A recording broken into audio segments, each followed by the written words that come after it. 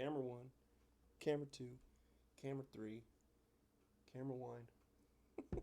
Quiet on the set. That includes you, baby. All right, let's go.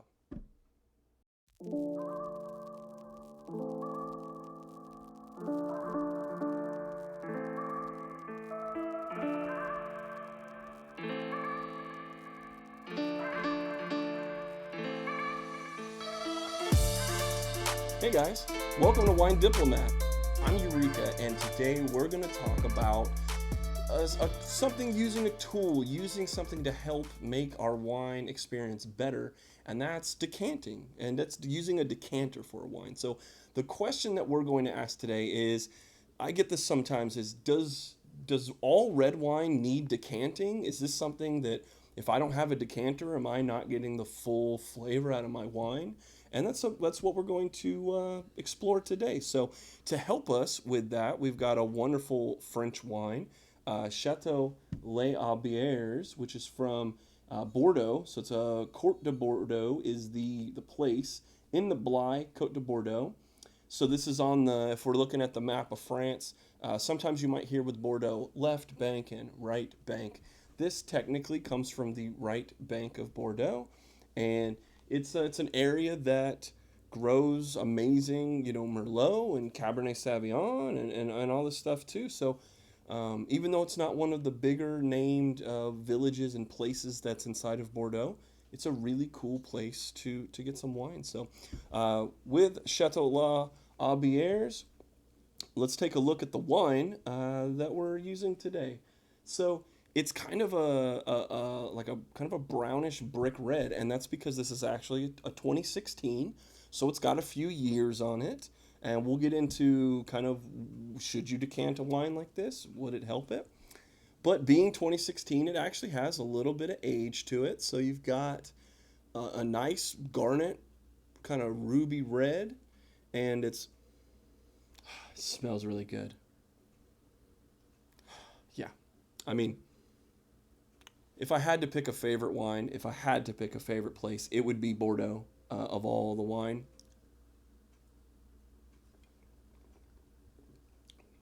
Okay, I'm digging back in. So this is like rich red cherries. It's not deep dark plums. It's not blackberries. Or blueberries. It is kind of a tart blackberry, bright cherries. A little bit of you can. There's a little bit of a woody cederness to it, and so that's confirmed on the palate. So now I'm going to dig back in now that my tongue's ready with all that acidity.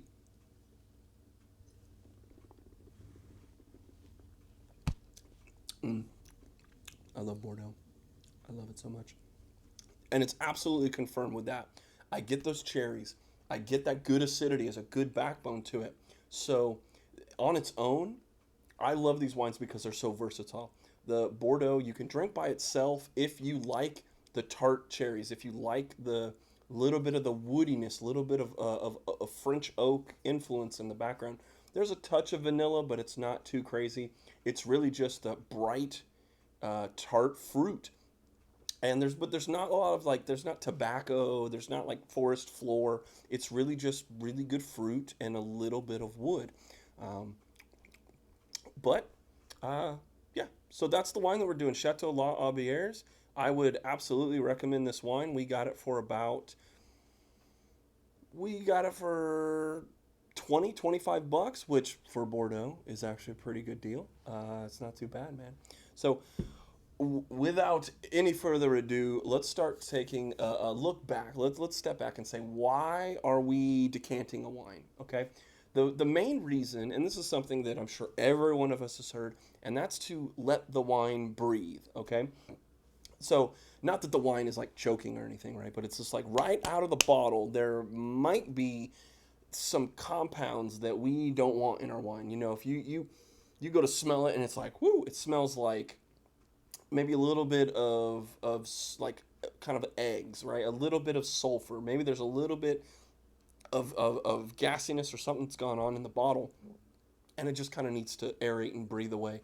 Syrah sometimes has this, the grape variety Syrah, And I've had a few Chilean like Pinot Noirs that definitely have this kind of like kind of this funk, right? I mean, it doesn't necessarily smell like it's gone bad or that it has like a bad cork or something, but there's this little bit of like just off, there's a little bit of off flavor, that we don't got.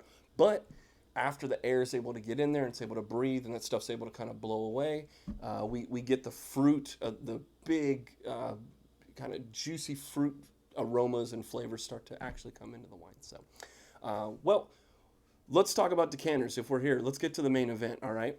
Um, that's the main thing. I'll get into the second reason why, and that's a little less common, but let's get into the decanters first. So, I recommend, first and foremost, if you're able to find one decanter, the shape or whatever, I would do something like this. Doesn't have to be exactly this, but what we're looking for in a decanter, what we're really, really above all looking for, is something that has a wide area, right? You can see if we were to pour, and I'll do this right here, okay?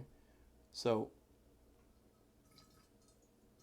you can see how that wine, and if I can actually get it on the sides, it can like go down the sides of the glass, right?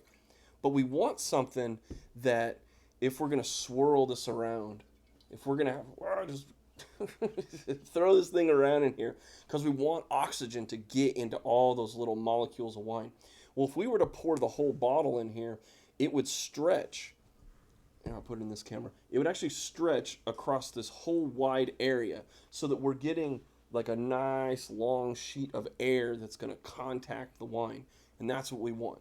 So this would be what I would recommend first and foremost in terms of a shape.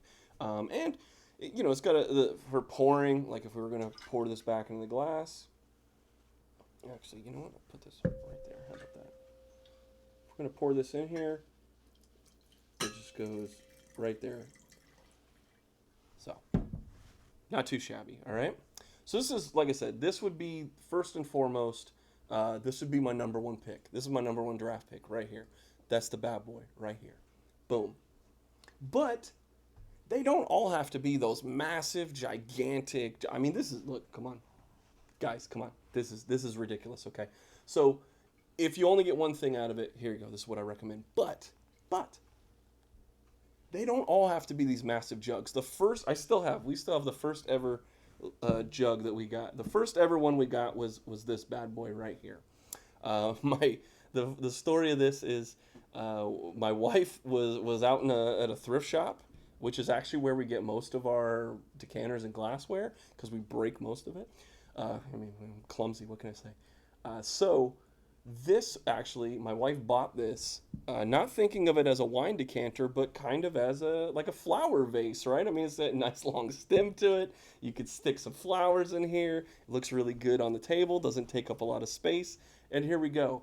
With a little bit more investigation, I take a look at this thing and I'm like, babe, this is a wine decanter. And the reason is, if you take a look, and I'll show it to you in this camera here, you get a nice, big, wide, circular base right here, so that when you go to pour some wine in here, boom, it kind of does everything we just saw with the big one. There's a nice, big old space for it to run around in, and if you were to pour the whole bottle, it would reach about the sides of right in the middle here, so you'd get the most clean contact there. Plus, it's very easy to pour, even more so than the other one. Boom, there we go. Works. What are you gonna do? This works. Come on. Another shape that you might see when you're out there, and this is more, so here's another, this is a really cool, and these will get kind of expensive because they sort of look like art pieces meeting functionality. So let's take a look at this. It doesn't have as much of that nice big round base to it, but it has a couple things here. Actually, we'll pour wine from one decanter to another. So we'll get it on this camera hopefully. But when you pour wine into it, if you can reach this little part here, it'll actually spread out the wine. So if you can hit this little piece right here, the wine will kind of spread out, hit the sides of the wall, and go down. But let's see if we can do it with this bottle here. Actually, I'll flip this around.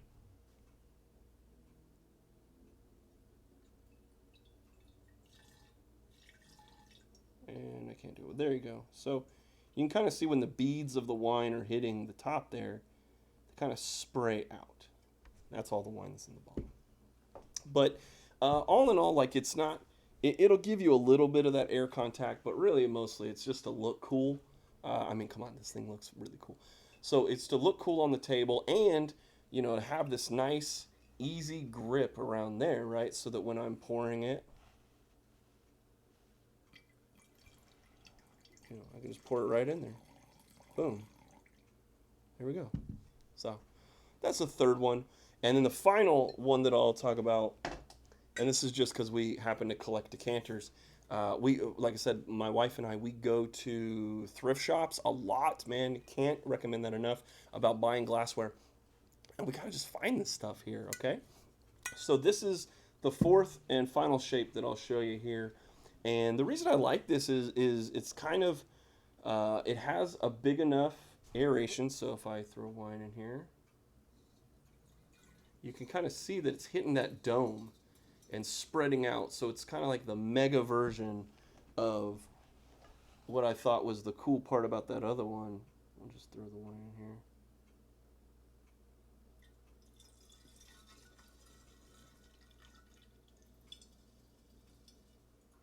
You can see as the wine beads hit that dome that I'm pouring. I'm trying to pour all the wine. Let's pour all the wine in this one. Josh, I'm having too much fun just playing with the wine, man. Sorry, Josh. But so I've poured the entire bottle of wine in here, and minus a couple glasses that I've poured for the camera crew and of course my wife in the background. You would see that this would actually get pretty high. You'd see we swirl it around in here. It'd get pretty high on that to that dome. But as we're pouring it, it hits that dome and the beads spread out all over the place, right? Just to explode like fireworks, like 4th of July fireworks everywhere here. But it's also like sometimes in a bottle, right? We look for the punt of the bottle. This is very easy to hold.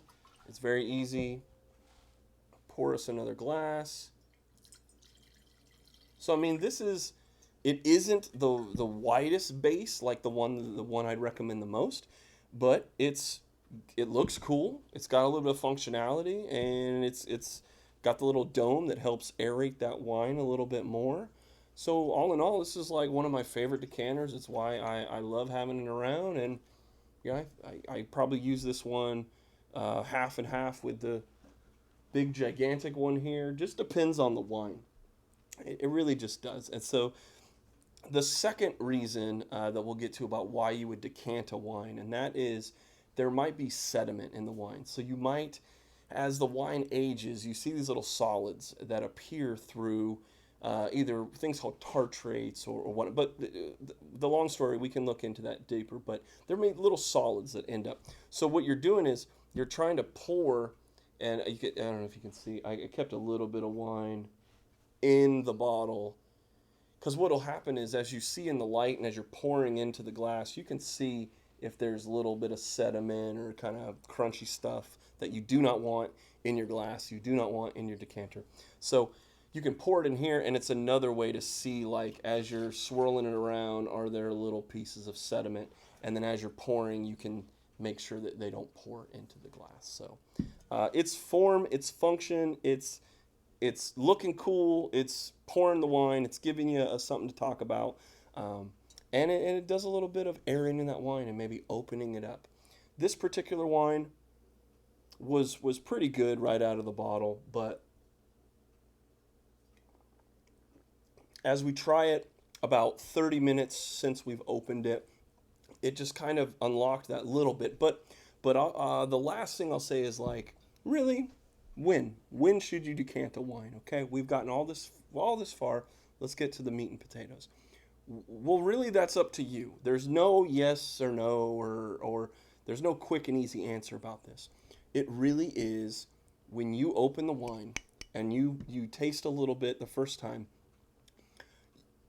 Some people like it a little tight, and some people want it to be no tannins at all. So through trial and error and seeing what you like, you're going to get to a point like I kind of know now where I'm going to have a wine and I'm saying, yeah, it needs to decant for, and we'll check back in about 20 minutes. Or we'll, like this wine, I thought was good out of the bottle, but I said, let's give it 20, 30 minutes. And now it's like perfecto. If I would have let this sit there for 2 hours, it probably would have lost its edge really early. Other wines like Barolos are famous for being super tight because when you're able to buy them in the store, you should probably age them for another 7 to 10 years. Well, we don't all have 7 to 10 years to wait for these Barolos and Bordeaux and stuff like that are supposed to be age worthy. We want to drink them now, damn it. We want to drink them now. I want to put it in my glass. I paid my money for it. Give me my wine, man. And a decanter is going to help you be able to open that wine when you want, have the wine, let it open up over maybe an hour. It might be a couple hours. It might be 30 minutes. Really, it's to when that's part of the fun too, is trying a wine, giving it some time, seeing how it evolves and how it changes over time. And then you kind of find a sweet spot. So all wine should not be decanted. Some wines, if you're buying a $9 sweet red blend, you do not need to decant a wine. Most wine that you're going to go to a shop and buy is ready to go. The winery's already aged it. It's been in a barrel for 2 to 3 years or whatever. It's been in a bottle for another year, so it's gotten to the shelf. Most wine is ready to drink, and maybe just needs a little time, a little decanting to kind of open it up. But if you're buying Lodi Zinfandels and these things that have almost no tannins whatsoever, they're ready to go and don't need to do anything. But other wines, they need a little bit of finessing. They need a little bit of structure. So we've taken a look at, let's get these back on screen here. As we wrap up, we got the big guy. We got our flower vase. We've got our cool Italian art deco project, and we've got kind of the jack of all trades here. So really, it's up to you. There's different sizes, there's different things. They all kind of do the same thing, and so really, it's just what works for you, what speaks to you. Some people like art, some people like function, some people like a little bit of everything. So tell us in the comments, what do you like? Do you use a decanter? What's been your experience? What are your favorite wines? What's a wine you always have to decant? Let us know in the comments. And while you're there, hit that like button. Hit that subscribe button. It takes a second for you, but it means a whole lot to us. So again, thanks for hanging out with us. Enjoy the wine, enjoy the decanters, and we can't wait to see you next time. So for all of us here at Wine Diplomat, we say thank you, cheers, and see you next week.